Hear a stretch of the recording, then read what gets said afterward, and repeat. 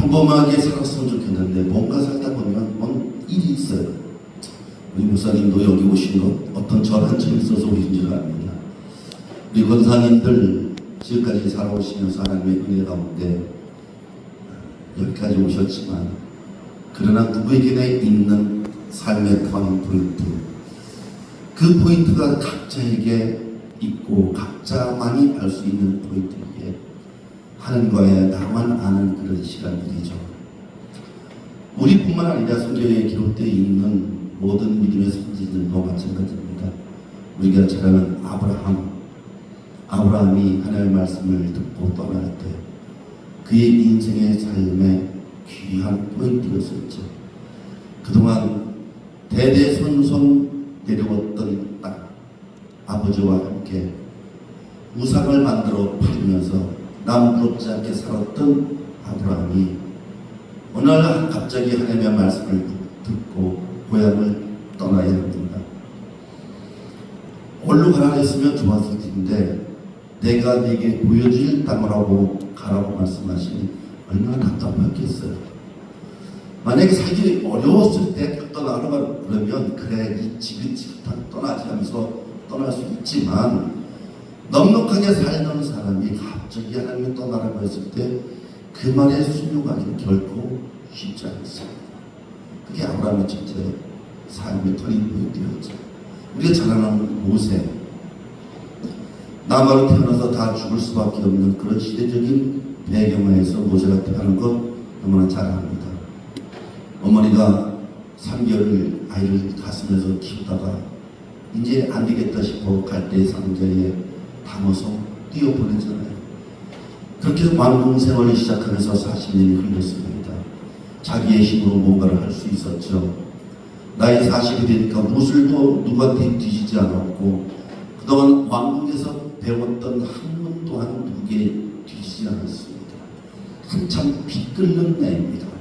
자기 힘으로 민족을 구할 것 같았고 그만하면 못할 것 없다고 생각했던 모세가 자기 동족이 어려움 당하는 걸 보고 주먹 한 번 잘못 날려 광야 도망을 갑니다. 40년 동안 광야 생활하면서 40년 동안 왕궁에서 배웠던 모든 무술과 학문을 다 던져버립니다.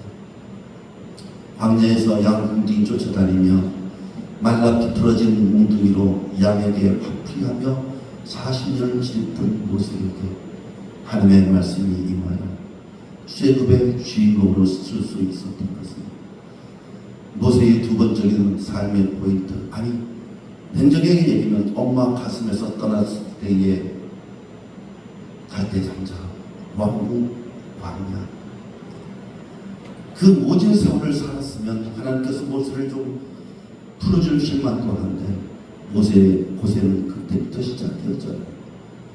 이스라엘 백성들을 이끌고 나와 40년 동안 광야에서 도움입니다. 그렇게 써먹었으면 가나안 땅에 들여보내서 적과 꿀이 흐르는 땅에서 좀 평안히 여생을 보냈으면 좋겠는데 하나님은 그를 모리아산에 올려놓고 지금까지 걸어왔던 세월을 보게 하시고 앞으로 후손들이 살아가야 될 가나안 땅을 보게 하시고 거기에서 불러가십니다. 어찌 보면 모세의 삶만큼 참 환란이 많은 사람들이 있었을까 싶기도 합니다. 다 터닝 포인트였죠. 이삭 마찬가지입니다. 모리아산이 없었다면 이삭은 이삭되지 못했을 겁니다. 아까 우리가 말씀을 나눴던 요셉 또한 마찬가지입니다. 아버지 품에서 호의호식하며 감독자로 살았던 요셉이 보디발 장군의 집을 거치고 감옥을 거쳐서 애굽의 총리가 됩니다. 그 과정들이 터닝 포인트 전환점이었죠. 이렇게 누구나 가지고 있는 삶의 포인트, 이거는 비단 개인뿐만이 아니라 가족, 시족, 나라와 민족 또한 마찬가지입니다. 이 나라 인족도 보게 되면 멀리는 보지 않더라도 6.25 사변 끝나고 이 나라의 민족이 얼마나 힘들었습니까? 그 전에 또 일제치하에서는 얼마나 또 힘들게 살았습니까? 6.25 사변 끝나고 모든 것이 다 끝났다고 이제 대한민국 회복할 길이 없다고 했을 때 하나님이 은혜를 주셔서 권사님도 비롯한 우리 믿음의 선진들이 그 추운 겨울 마룻바닥에 제가 자주 쓰는 용어입니다. 궁둥이 하늘로 지켜들고 하나님을 부르고, 하나님 난 이렇게 살다가도 좋지만 우리 자식들 이렇게 살아서는 안 되잖아요. 우리 자식들 더 이상 배고파서는 안 됩니다. 우리 자식들 이제 더 이상 하나님 까막눈으로 살아서는 안 됩니다. 학교 보내야 됩니다. 밥잠을 설득하며 그 모든 세월을 하나님 앞에 씨름하여 이 나라의 이 민족이 이만큼 살게 됐어요. 두렵건대 또 한 번의 터닝포인트가 이 나라의 민족 열방에 임할 텐데, 과연 그 터닝포인트가 언제냐는 겁니다. 많은 사람들이 코로나19가 온 인류의 터닝포인트였다고 얘기를 합니다. 물론 많은 것이 바뀌었습니다. 코로나로 인하여 예배 풍습이 바뀌었고, 세계 경제의 흐름이 바뀌었고, 정치의 흐름이 바뀌었고, 군사의 흐름이 바뀌었습니다. 이제는 기도하는 사람들, 특히 열방과 민족을 품고 하나님의 뜻을 구하는 사람들의 한결같은 이야기가, 목사님 이번에는 몰아닥칠 쓰나미가 분명히 코로나보다 더 엄청난 쓰나미일 텐데 그게 뭔지 모르겠다고, 그게 언제 닥칠지 모르겠다고 불안해하고 있습니다. 제가 오늘 여기 출발하기 전에 한 통의 전화를 받았어요. 목사님은 저 북한이 어떻게 될 것 같습니까? 많은 세계의 예언자들이 불과 얼마 안 남았다고 얘기를 합니다. 유튜브로 자세히 말씀드리지 않겠습니다. 만약에 저들이 어떻게 된다면 이 나라의 쪽은 어떻게 될까요? 지금 미국에서 오늘 정치 토론이 있었고 얼마 있으면 대통령 선거가 있는데 누가 당선돼도 온 세계가 다시 한번 흔들릴 거라는 이야기가 있고, 중국에서 또 어떤 전염병이 일어났다는 이야기도 있고, 중동전쟁, 러시아 전쟁이 여기서 끝날 것 같지 않다는 예언자들의 의견이 있습니다. 저는 나라와 민족을 놓고 시대를 놓고 기도하는 사람으로서 정말 우리가 지금 어떤 시대를 살아가고 있는지, 앞으로 우리가 살아내야 되는 시대는 또 어떤 시대인지, 특히나 우리 젊은이들이 살아내야 될, 우리 자자손손 살아내야 될 이 나라 이 민족뿐만 아니라 온 세계 영적인 흐름과 하나님의 일하심은 어디를 향하고 있는지 두렵지 않을 수가 없습니다. 사실 이게 오늘 낮에 전해질 말씀이고, 아까 낮에 드렸던 말씀이 요셉에게가 이 시간에 드릴 말씀인데, 우리 목사님이 하나님의 강력한 역사하시고 이 시대를 사는 나오는 시대를 산다는 말씀이 맨 마지막 시간에 주셨고 얼마나 감사하죠. 정말 이번 저의 집회를 마감하면서 우리가 살아갈 시대, 우리가 지금 살고 있는 시대를 한번 점검해 보기 원합니다. 오늘 본문 두 군데를 봤습니다. 두 군데를 봤는데 한 군데에서는 이가봇이라는 단어가 나오고, 뒤에 봤던 곳에서는 에베네셀이라는 단어가 나옵니다. 에베네셀 우리가 너무나 많이 들어는 단어이죠. 하나님께서 여기까지 도우셨다라는 단어가 에베네셀이시고, 또 이가봇 물론 아시는 분도 계시겠습니다만 좀 낯선 단어입니다. 이가봇은 하나님의 영광이 떠났다라는 단어입니다. 3.13 시대는 사사시대의 마지막입니다. 곧 이제 왕정시대가 시작됩니다. 하나님께서 한 시대를 마감하고 다른 시대를 연결하실 때 하나님의 선지자들을 어떻게 사용하시는지 같이 한번 보기를 바랍니다. 우리가 잘 알고 있는 에베네셀, 아까 우리가 끝나고 찬양도 들었지만 여기까지 인도하신 하나님, 그 하나님은 살아계신 하나님이십니다. 그 하나님이 우리를 여기까지 인도하셨을 뿐만 아니라 장래도 함께 하실 것이라고 찬양했습니다. 우리가 알고 있는 에베네셀 하나님은 그런 하나님이십니다. 그런데 오늘 이스라엘 백성들이 블레셋하고 전쟁이 벌어지고 있습니다. 이스라엘 백성들이 하나님의 말씀을 온전히 따르지 않냐고 신앙생활을 하는 건지, 아니면 세상 사람들과 같이 섞어 사는 건지, 하나님의 말씀을 전해야 될 사사들은 하나님의 말씀을 온전히 말씀으로 전하지 않는다. 자기의 소견에 모든다고 하나님의 말씀을 전하기 시작하자 하나님이 더 이상 이스라엘이 이렇게 놔둬서는 안 되겠다고 해서 블레셋을 들어서 사용하십니다. 그래서 블레셋이 이스라엘을 쳐들어왔어요. 그게 우리 읽지 않았습니까? 본문 4장 1절입니다. 사무엘상 4장 1절입니다. 같이 합니다. 시작. 이스라엘 나가서 블레셋 사람들과 싸우려고 에벤에셀의 곁에 진을 치고 블레셋 사람들이 아벡에 진쳤더니, 자, 여기에 에벤에셀이 나와요. 그런데 우리가 알고 있는 에벤에셀이면 하나님이 이 전투에서 승리하게 이기게 해주셔야 되는데, 불행히도 블레셋은 이 전투에서 패배가 하여 무려 4,000명이나 되는 군사를 잃습니다. 그러자 군사들과 장로들이 진영으로 돌아와서 긴급 회의를 합니다. 아니 어떻게 이럴 수가 있느냐? 우리가 에벤에셀에서 진을 쳤는데 어떻게 블레셋에게 질 수가 있느냐? 그리고 회의를 하는 중에 결론이 어떻게 나왔냐면, 이번 전투에 우리가 하나님의 여호와의 법궤를 모시고 나가지 않아서 전쟁에 진 것 아니냐?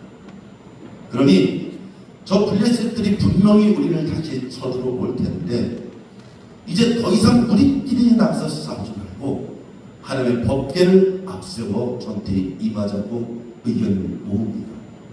그리고 수송을 해보니 하나님의 법궤가 실로에 있는 거예요. 그래서 장로들이 급히 사람들을 보내요. 하나님의 법궤를 진영으로 모시고 옵니다. 이스라엘 백성들이 하나님의 법궤에 대한 믿음이 있었어요.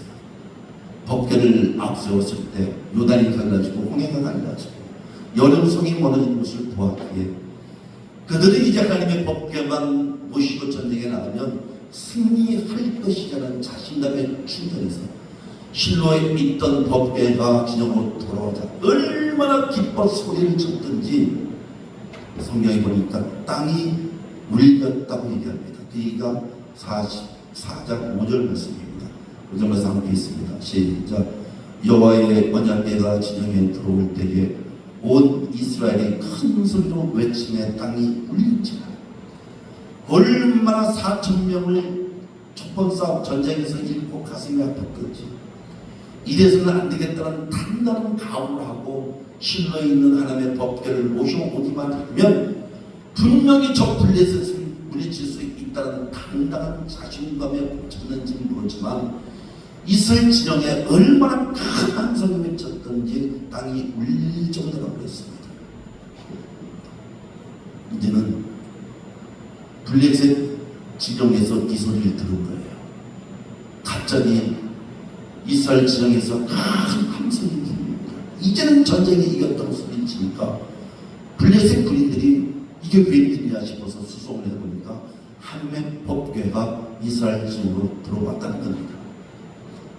그러니까 블레셋 사람들이 이제 깜짝 놀란 거예요. 그래, 저 여호와의 법궤는 홍해를 갈랐던 법궤고 저 여호와의 법궤가 여리고성을 무너뜨린 법궤가 아니냐? 그렇다면 저들이 여호와의 법궤를 앞세워 전쟁에 임하면 우리는 다 죽고 말 것이다. 그러니 여기서 더 이상 주저앉아서 이스라엘의 밥이 되느니 차라리 우리가 대장군처럼 나가 싸우다가 전쟁에 지는 한이 있더라도 이렇게 져서는 안 되지 않겠느냐고 결심을 합니다. 그 말씀이 9절 말씀이에요. 9절 말씀 함께 봅니다. 너희 블레셋 사람들이 강하게 되며 대장부가 되라. 너희가 히브리 사람들의 종이 되기를 그들이 너희 종이 되었던 같이 되지 말고 대장부같이 되어 싸우라. 이게 지금 블레셋 진영에서 나오는 소리예요. 그런 과정을 겪어서 다시 전쟁이 붙잖아요. 이스라엘과 블레셋이 전쟁이 붙었는데 당당하게 여호와의 법궤를 앞에 나와서 싸워서 승리할 것이라고 장담했던 이스라엘 백성들이 그 전투에서 더 크게 패하여 3만 명을 죽입니다. 우리는 여기서 귀한 교훈을 받을 수 있죠. 자, 하나님의 법궤가 전쟁터에 나가면 분명히 이스라엘 백성들이 승리할 것이라는 것은 이스라엘 백성도 알았고 블레셋 사람들도 알았었습니다. 그래서 이스라엘 백성들은 하나님의 법궤가 진정으로 들어올 때 너무 기뻐서 함성을 질러 잠자고 있던 블레셋 군대들을 깨웠고, 블레셋 군대들은 지금까지 하나님의 일하심을 보았기에 하나님의 법궤가 싸움터에 나오면 자기들이 100번 패할 것을 알았기에 죽음을 결사하고 나와 싸워서 결국 이스라엘 군대를 물리치고 3만 명을 죽였을 뿐만 아니라 하나님의 법궤까지 빼앗았습니다. 여러분이 묻습니다. 이스라엘 백성들의 믿음이 컸을까요? 블레셋 군대들의 믿음이 컸을까요? 권사님, 누구 믿음이 컸을까요? 네? 안 돼요. 다시 묻습니다. 이스라엘 백성들의 믿음이 바른 믿음이었어요? 블레셋 사람들이 믿는 믿음이 바른 믿음이었어요? 이스라엘 백성들이 믿는 믿음이. 권사님 어떻게 생각하세요? 자, 들으셔야 합니다. 이스라엘 백성들 하나님의 법궤만 들어오면 분명히 싸움에서 이길 줄 알았어요. 블레셋 사람들은 하나님의 법궤를 앞세운 이스라엘 백성들이 전쟁에 나오면 하나님의 법궤가 힘을 발휘하여 자기들이 100번 100패할 줄 알았습니다. 싸움의 결과는 정반대로 나타났어요. 왜 이런 일이 일어나느냐는 겁니다. 제가 사전에 말씀드렸어요. 지금 이 상태는 이스라엘 백성들이 워낙 하나님의 말씀을 안 듣고 사사들이 자기들의 소견에 오른 대로 하나님의 말씀으로 전하지 않고 엉뚱한 전하는 거예요. 그러니 하나님께서 더 이상 그들을 볼 수가 없어서 이스라엘을 훈련시키기 위하여 블레셋을 사용하신 거예요. 그렇다면 지금 하나님의 일하심은 누구 편에서 일하시는 거예요? 이스라엘 편이에요? 블레셋 편이에요? 블레셋 편에서 하나님이 일하시는 겁니다. 왜? 이스라엘 백성들을 혼내서 정신 차리게 하기 위해서입니다. 이스라엘 백성들이 이 당시에 사사가 누구냐면 엘리 제사장입니다. 엘리 제사장이 시대에서 총회장으로 있을 텐데 성경에 보면 엘리 제사장 나이가 98세쯤 몸이 비뚤어요. 제대로 일어나지도 못하고 예배 하나 제대로 이끌지 못하는 그런 상황이 있어요. 그 아들 홈리와 비누아스가 있었는데 이런들이 얼마나 불량배 같았으면 그 당시 제사를 지내기 전에 제물을 큰 가마솥에 끓이든지 태우는데 자기네들은 이렇게 삶은 고기가 싫다고 갈고리를 갖고 와서 삶는 고기 익기도 전에 끄집어내기도 하고 심지어는 제단에서 수종드는 여인들을 구탈하기도 했던 이런 정말로 천인 더 이상 단어를 안 읽겠습니다.